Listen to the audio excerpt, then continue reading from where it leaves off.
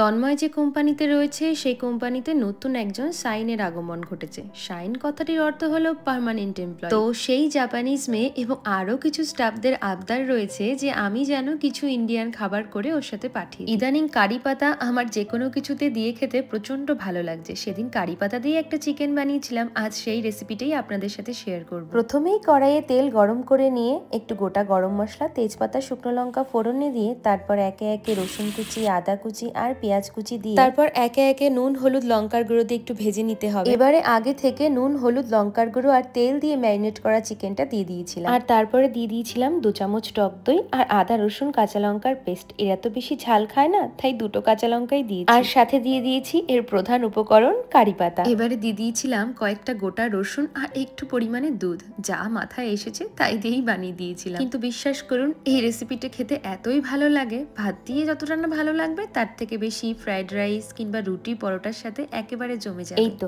নামানোর আগে একটু ঘি গরম মশলা দিয়ে নামিয়ে নিলেই হবে।